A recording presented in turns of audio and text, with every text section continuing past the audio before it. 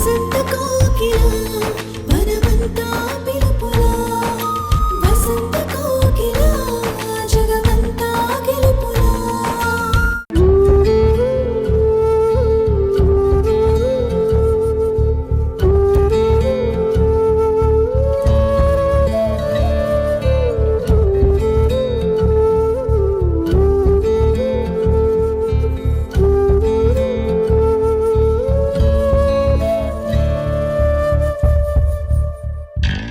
ఏమైంది దివ్య? చట్నీలో ఉప్పు తక్కువైందా? చట్నీలో ఉప్పే కాదు, నీ బుర్రలో బుద్ధి కూడా తగ్గుతుంది. ఏ వంట అయినా సరే పర్ఫెక్ట్ గా చేసేవాడివి, ఈ మధ్య ఏమైంది నీకు? కొన్ని రోజుల నుండి వంటల్లో పర్ఫెక్షన్ తగ్గింది. ఆఫీస్కి కూడా సరిగ్గా వెళ్ళడం లేదు. ఎప్పుడూ ఏదో పోగొట్టుకున్న వాళ్ళ ఆలోచిస్తున్నావు. బాబ్జీ, ఏమైంది? ఏదైనా ప్రాబ్లం ఉంటే నాతో చెప్పు. అబే, ప్రాబ్లం ఏం లేదు. అబద్ధాలు చెప్పకు. నీ మైండ్లో ఏవేవో ఆలోచనలు టెన్షన్లు ఉన్నాయి, అందుకే యాబ్సెంట్ మైండ్లా ఉంటున్నావు. ఏమైందో చెప్పు బాబ్జీ. ఆఫీస్లో ఒక కొత్త ప్రాజెక్ట్కి సంబంధించి ప్రాబ్లం ఉందని చెప్పాను కదా, వాళ్ళు డెడ్ లైన్ పెట్టి తొందరగా ఫినిష్ చేయమని ప్రెషర్ పెడుతున్నారు. దాని గురించే ఆలోచిస్తూ. ఓ, నీకు డెడ్ లైన్ పెట్టారా? నీకునా? అంటే ఇంకెవరికి పెట్టారు? నా ఫ్రెండ్ పండు ఉంది కదా, తన బాయ్ ఫ్రెండ్ కి కాల్ చేస్తే లిఫ్ట్ చేయడం లేదని ఒక వాయిస్ మెసేజ్ పెట్టింది. ఈవినింగ్ లోపు రిప్లై పంపకపోతే తన నిర్ణయం వేరేగా ఉంటుందని వార్నింగ్ కూడా ఇచ్చింది. అయినా సరే ఆ విధవ మెసేజే చేయలేదు. నిన్న నైట్ నేను పండు దగ్గరికి వెళ్ళకపోయింటే ఎంత ప్రమాదం జరుగుంటుందో తెలుసా? తనని కన్విన్స్ చేయడానికి ఎంత కష్టపడాల్సి వచ్చిందో. ఎన్ని చెప్పినా సరే పండు మాత్రం గుడ్డిగా వాడిని నమ్ముతుంది తప్ప నా మాట వినడమే లేదు. ఆల్రెడీ వాడి మీద చీటింగ్ కేసు పెట్టాలనుకున్నాను. ఇప్పుడు పండుకి ఏదైనా ప్రమాదం జరుగుంటే ఏకంగా ఉరికంబం ఎక్కించేదాన్ని. ఏంటి ఊరియా? దివ్య, నువ్వు ఆవేశపడకు. పాపం ఆ లవరు ఎలాంటి సిచ్యుయేషన్లో ఉన్నాడో ఏంటో. నువ్వేంటి వాడి మీద జాలి చూపిస్తున్నావు? జాలి కాదు, నాణ్యానికి రెండు వైపులా ఆలోచించమంటున్నాను. అవసరం లేదు. వాడు నానేం కాదు, నీతి నిజాయితీ లేని కుక్క. ఆడదాని జీవితంతో ఆడుకునే మృగం. బాబ్జీ, నువ్వు ఫ్రీ అయ్యాక ఒకసారి మనం పండు ఇంటికి వెళ్దాం. ఏంటి, పండు ఇంటికా? అవును, పండు నా మాట వినడం లేదు. అందుకే నువ్వు చెప్తే ఏదైనా మార్పు వస్తుందేమో అనిపిస్తుంది. నా మీద కేసు పెట్టించడానికి నేను పండుని ఒప్పించాలా? ఇంతకన్నా దారుణం, దరిద్రం ఇంకొకటి ఉండదు. ఓకేనా బాబ్జీ, వెళ్దామా? దివ్య, నేనెందుకులే దివ్య, బెస్ట్ ఫ్రెండ్గా నువ్వు చెప్తేనే వింటలేదంటే నేను మాట్లాడితే మాత్రం తను మారుతుందా? అది నిజమేలే. సరే, నేనొక్కదాన్నే వెళ్ళి పండుని ఎలాగైనా ఒప్పించి కేసు పెట్టిస్తాను. ఎంత ఖర్చైనా పర్వాలేదు, బెయిల్ కూడా రాకుండా శిక్ష పడేట్టు చేస్తాను. దివ్య ఆవేశం చూస్తుంటే నిజంగా అదే జరిగేలా ఉంది. అలా జరగకూడదంటే నేను కూడా తనతో పాటు వెళ్ళాలి. దివ్య, నువ్వు అస్సలు ఆవేశపడకు. ఇలాంటి విషయాల్ని కోపంతో డీల్ చేయకూడదు. నువ్వు చెప్పినట్టే నేను కూడా పండుగారింటికి వస్తాను. నా ప్రయత్నం నేను చేస్తాను. థ్యాంక్స్ బాబ్జీ. రేపు ఉదయాన్నే వెళ్దాం, రెడీగా ఉండు.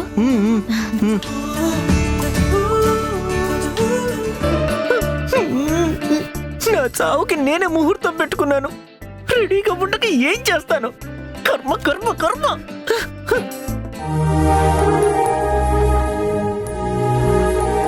విక్రమ్, సంధ్య ఏంట్రా ఇంకా రాలేదు? సూర్య ఉన్నాడు కదా, ఎందుకు వస్తుంది? వస్తే నిజం బయటపడిపోతుందన్న భయంతో ఎక్కడో దాక్కుని ఉంటుంది. అనే నేను వెళ్ళి చూడనా? సరేరా. వదిన వచ్చే వరకు మీరు ఇక్కడే ఉండండి సూర్య. లేదు విక్రమ్, నాకు లేట్ అవుతుంది. ఈ రోజు నుండి మీ అన్నయ్య రికవర్ అయ్యే వరకు సైట్లో పనులన్నీ చూసుకోవాలి కదా. తొందరగా వెళ్తేనే మంచిది. అవును సూర్య, ఫస్ట్ టైం నువ్వు సంధ్యని ఇలా హాస్పిటల్లో ఇలాంటి సిచ్యుయేషన్లో చూడడం నాకు కూడా ఇష్టం లేదు. నువ్వు వెళ్ళు, నేను తర్వాత కాల్ చేస్తాను. సరే, ఓకే ఆకాష్, బాయ్. బాయ్. అనయ్య, నేను ఇప్పుడు వస్తాను.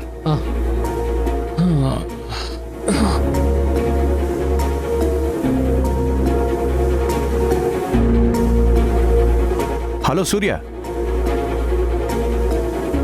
నిన్న నైట్ అన్నయ్య మీకు ఫోన్ చేసేసరికి మీరు ఎక్కడున్నారు? ఇంట్లో. ఏ ఇంట్లో? What you mean?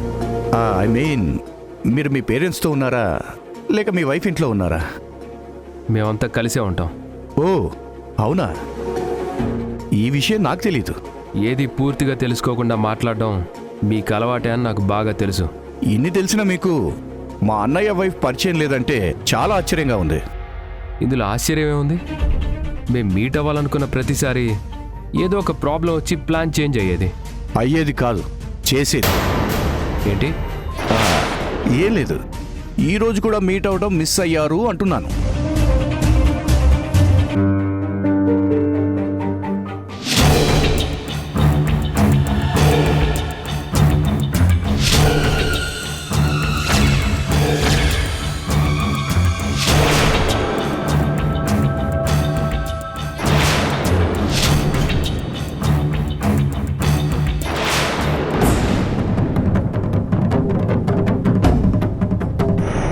మిమ్మల్ని చూస్తుంటే ఒక విషయం చెప్పాలనుంది.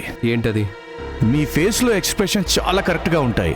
అంటే మనసులో ఏముందో తెలియదు కానీ మాటలతో మాత్రం మెస్మరైజ్ చేస్తారు. మనసులో ఏముందో మొహంలో అదే కనిపిస్తుంది. నేరస్తులతో ఒకలా, నమ్మిన వాళ్లతో మరొకలా మొహాలు మార్చడం నాకు రాదు.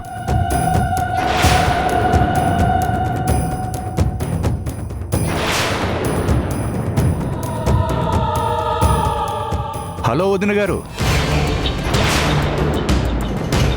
ఏమో అనుకున్నాను కానీ మీ యాక్టింగ్ వేరే రేంజ్ అనుకోండి. సూర్య ఎవరో తెలియనట్టు, మా అన్నయ్య మీద మాత్రమే ప్రేమ ఉన్నట్టు భలే నమ్మిస్తున్నారు. సీక్రెట్గా వ్యవహారాలు భలే నడిపిస్తున్నారు. విక్రమ్, ఏంటి? ఈ క్షణం మా అన్నయ్య దగ్గరకు వెళ్ళి మీ సీక్రెట్ లవ్ గురించి చెబితే ఏమవుతుందో తెలుసా? ఆ భయం కూడా లేకుండా నిజం చెప్పినందుకు నా మీద అరుస్తావా? నోటుకొచ్చినట్టు మాట్లాడుతుంటే అరవకుండా సైలెంట్ గా విని ఊరుకోమంటావా? అరిస్తే పోయేది నీ పరువే కాదు, ప్రాణం కూడా. ఒక పోలీస్తో మాట్లాడుతున్నావని మర్చిపోవద్దు. నాకెందుకో మా అన్నయ్యకి జరిగిన యాక్సిడెంట్ మీద కూడా అనుమానంగా ఉంది. మీరిద్దరే కావాలని ప్లాన్ చేసి... రే విక్రమ్, మావయ్య, మీరిద్దరేంట్రా ఇక్కడ ఉన్నారు? డాక్టర్ గారి గురించి అడుగుతుంటే చెప్తున్నాను సార్. సార్ ఏంటమ్మా, ఇప్పుడు నేను ఆకాష్ మావయ్యగా వచ్చాను. బాబాయ్ అని పిలు. ఏరా విక్రమ్, నేను ఊర్లోనే ఉంటున్నానని తెలుసు కదా. వాడికి యాక్సిడెంట్ అయినట్టు నాకు ఒక్క మాట కూడా చెప్పలేదు. అంటే ఏదో టెన్షన్లో ఉండి మర్చిపోయాను మామయ్య. సంజయ్ ఫోన్ చేసింది కాబట్టి సరిపోయిందిరా, లేదంటే ఈ విషయం నాకు తెలిసేదే కాదు. ఎవరికి ఏం చెప్పాలో, ఎక్కడ ఏం దాయాలో మా వదినకు బాగా తెలుసన్నమాట. అన్నీ తెలుసు కాబట్టేరా మీ అన్నయ్యకి ప్రాణంగా మారింది. వాడికి ఏ కష్టం రాకుండా కళ్ళల్లో పెట్టుకుని చూసుకుంటుంది. సూర్య రూములో ఉన్నాడమ్మా? అవును బాబాయ్, పదండి వెళ్దాం. పదండి వెళ్దాం.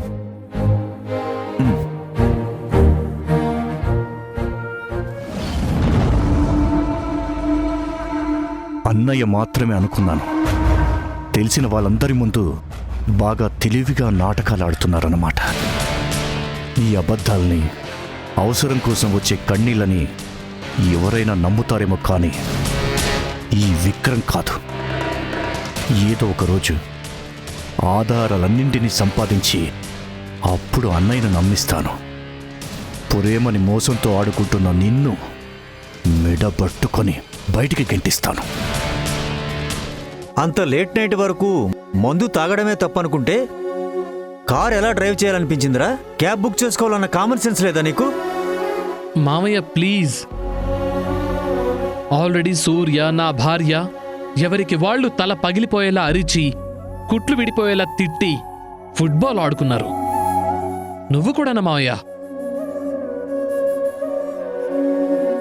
అసలు లైఫ్లో ఫస్ట్ టైం మందెందుకు తాగానా అనిపిస్తోంది. అంతేకాని తాగడం తప్పని మాత్రం తెలియడం లేదా?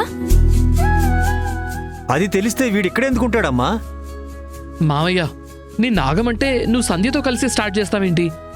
స్టార్ట్ చేయక శబాష్ అని నీకు సన్మానం చేయమంటావా?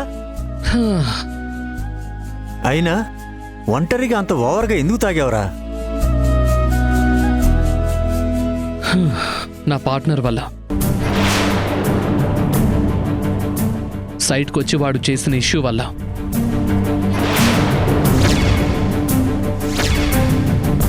కన్స్ట్రక్షన్ మొత్తం పేక మెళ్ళ కూల్చేస్తావు.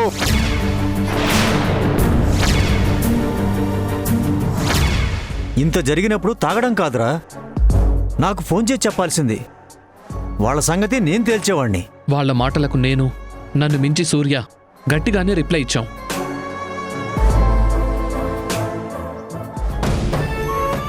ఎంతో నమ్మకంగా ఉన్నవాళ్ళు నా ఎదుగుదలను చూసి ఏడవటం నచ్చలేదు.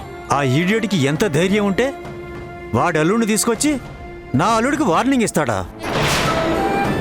ఈ రోజుతో వాడు ఏ బిజినెస్ చేయకుండా ఆఖరికి వాడు సిటీలోనే లేకుండా చేస్తాను. వద్దు మావయ్య, పెంట మీద రాయి వేయటం, వాడి జోలికి వెళ్ళటం అనవసరం. మళ్ళీ ఏదైనా ఇష్యూ చేస్తే అప్పుడు చూసుకుందాంలే. అవును బాబాయ్, బిజినెస్లో శాశ్వత శత్రువులు ఉండరు, శాశ్వత మిత్రులు ఉండరు. ప్రస్తుతానికి మర్చిపోవడమే మంచిది. నువ్వు చాలా పెద్ద తప్పు చేశావు ఆకాష్. సైట్లో ఇంత ప్రాబ్లం అయితే వెంటనే ఒక్క కాలు సంధికి చేసుంటే తన మాటలతో ప్రేమతో నీ మనసు మార్చేది కదా. ఆ ఆవేశం కోపంలో నాకేం గుర్తు రాలేదు మావయ్య. యాక్చువల్గా మందు తాగితే మైండ్ ఫ్రీ అవుతుంది అనుకున్నాను కానీ ఇలా తలకు దెబ్బ తగిలి మైండ్ బ్లాక్ అవుతుంది అనుకోలేదు. అమ్మా సంధ్య, వీడి మైండ్ని మనసుని సెట్ చేయాలంటే మాటలతో కాదమ్మా, ఇంటికి వెళ్ళిన వెంటనే బాగా గరిటి కాల్చి వాత పెట్టు. మళ్ళీ మందు జోలికి వెళ్ళాలన్న ఆలోచన వచ్చినప్పుడు వాత చూసుకుని ఆగిపోవాలి. నేను కూడా అదే ప్లాన్లో ఉన్నాను బాబాయ్. ఏంటి మీరు ఇంత వైల్డ్గా ఆలోచిస్తున్నారు? హాస్పిటల్ బెడ్ మీద ఉన్నవాడికి ధైర్యం చెప్పాల్సింది పోయి చేసిన తప్పుకు ఎలాంటి శిక్ష వేద్దాం, ఎలా టార్చర్ పెడదామని ప్లాన్లు వేస్తున్నారా? నీలాంటోడికి ఇదే కరెక్ట్ ట్రీట్మెంట్ రా. చాలు ఊరుకో మావయ్య. సంధ్య, నువ్వు మావయ్య మాటలు మాత్రం సీరియస్గా తీసుకోకు. ఈ విషయం గురించి మనం ఇంటికెళ్ళి బాగా డిస్కస్ చేసుకుందాం. ఎలాంటి డిస్కషన్స్ అయినా సరే అమ్మా, పనిష్మెంట్ మాత్రం మిస్ కాకూడదు. ఛాన్సే లేదు బాబాయ్, ఖచ్చితంగా పనిష్మెంట్ ఉంటుంది. మావయ్య, ఏంటి మావయ్య ఇది?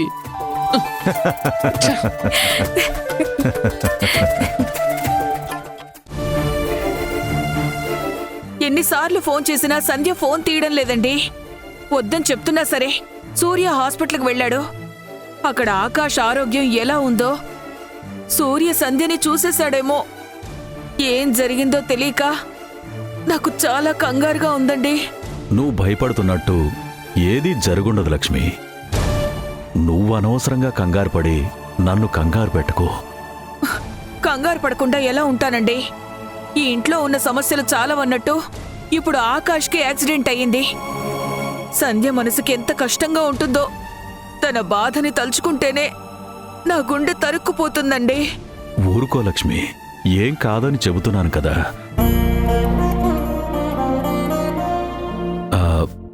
ఒకసారి సూర్య ఎక్కడున్నాడో కనుక్కో. వాడితో మాట్లాడితే నీ ప్రశ్నలన్నింటికీ సమాధానం దొరుకుతుంది.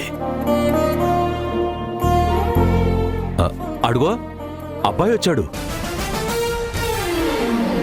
సూర్య, సూర్య, ఆకాష్కి ఎలా ఉంది? ఏం ప్రమాదం లేదు కదా?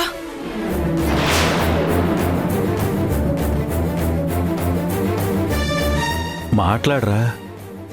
ఆకాష్ ఎలా ఉన్నాడు? ఏం ప్రమాదం లేదు, బానే ఉన్నాడు. తలకి దెబ్బ తగిలింది, కట్టుకట్టారు. 2-3 రోజుల్లో డిశ్చార్జ్ చేస్తారు. హాస్పిటల్లో ఆకాష్తో పాటు ఎవరైనా ఉన్నారా? ఉన్నారు. ఆకాష్ వైఫ్తో పాటు వాళ్ళ కజిన్ ఉన్నాడు. ఆకాష్ భార్య కూడా వచ్చిందా? ఆవిడతో నువ్వు మాట్లాడావా? లేదు, నేను వెళ్ళేసరికి ఆమె జ్యూస్ తీసుకురావడానికి వెళ్ళింది. నేను ఆకాష్తో మాట్లాడొచ్చేశాను. అమ్మయ్యా, ఇప్పుడు నా మనసు కుదుట పడింది. ఎందుకు?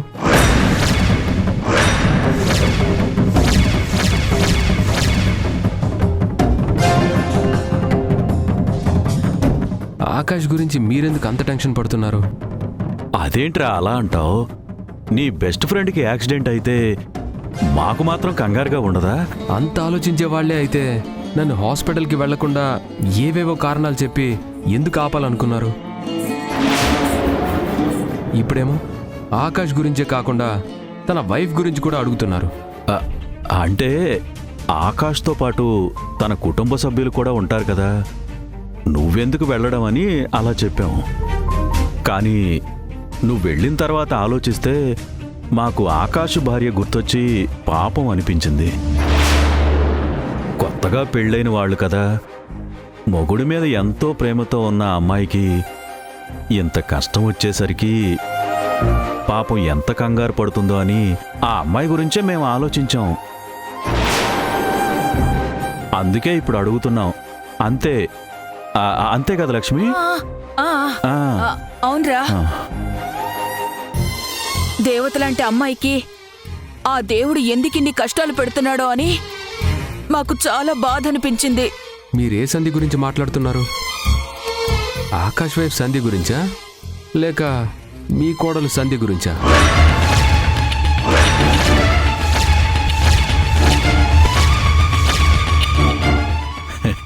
అదేం ప్రశ్నరా?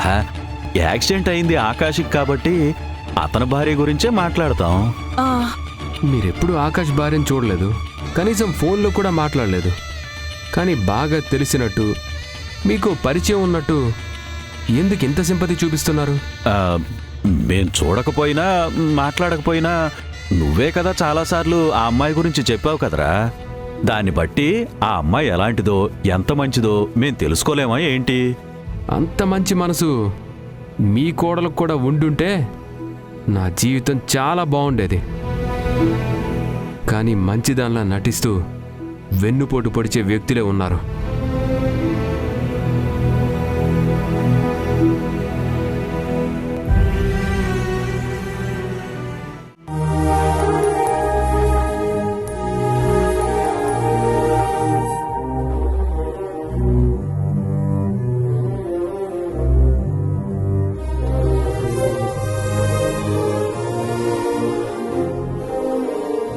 నెమ్మది.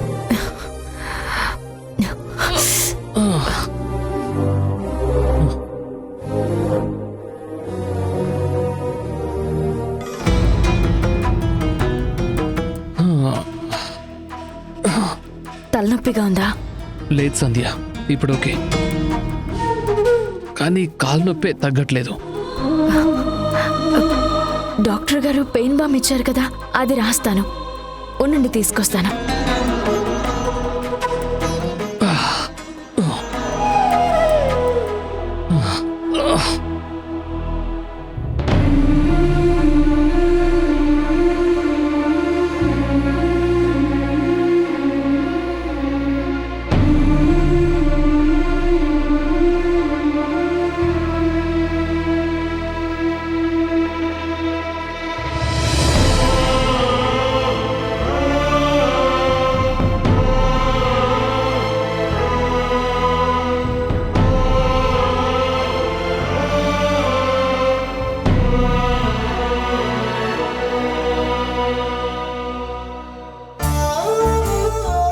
ఆహా, ఎంత హాయిగా ఉందో.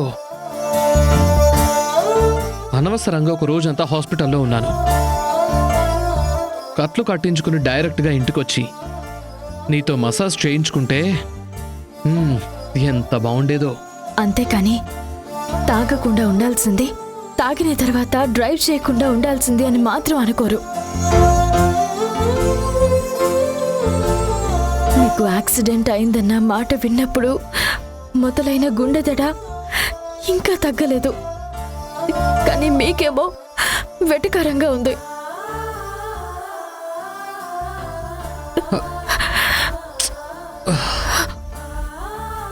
సంధ్య, ఏంటిది? ఇప్పుడు నేను ఏమన్నానని? ప్లీజ్ ఏడవకు. ఇప్పుడు నేను బానే ఉన్నాను కదా? అవును, చాలా బాగున్నారు. ఒకసారి అద్దంలో చూసుకోండి. తలకి కట్టుతో మొహం ఎంత నీరసంగా ఉందో మీకే తెలుస్తుంది. హాస్పిటల్ నుంచి వచ్చిన వాడు నీరసంగా ఉండక ఫస్ట్ డే ఫస్ట్ షో చూసొచ్చిన వాళ్ళగా ఎగిరి గంతేస్తాడా? గంతులేమండం లేదు, తాగి తందనాలాడ్డం ఆపమంటున్నాను. అబ్బా, ఏదో నా బ్యాడ్ లక్ కొద్దీ ఇలా అయింది, కానీ ఇంతకు ముందు ఇలా ఎప్పుడైనా జరిగిందా? ఇంకెప్పుడు జరగకూడదని ఇంతగా చెప్తున్నాను. అర్థం కావడం లేదా? ఇంత జరిగిన తర్వాత నేను మళ్ళీ ఎందుకు రిపీట్ చేస్తాను సంధ్య? ఈ విషయంలో నాది హామీ.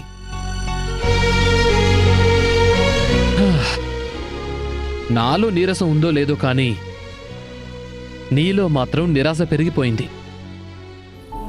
అంత పెద్ద యాక్సిడెంట్ జరిగినా సరే క్లైమాక్స్ ఫైట్లో హీరోకి తగిలినట్టు చిన్న చిన్న దెబ్బలు తగిలినందుకు హ్యాపీగా ఫీల్ అవ్వాల్సింది పోయి why crying, why worrying?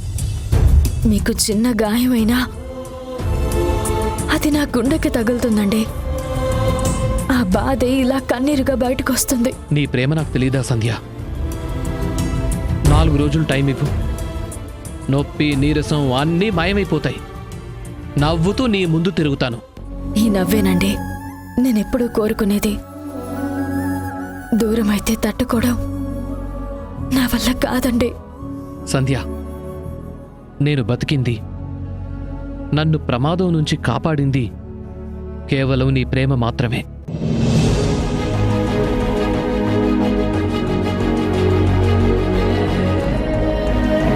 SI Vikrama, అతనెవరమ్మా?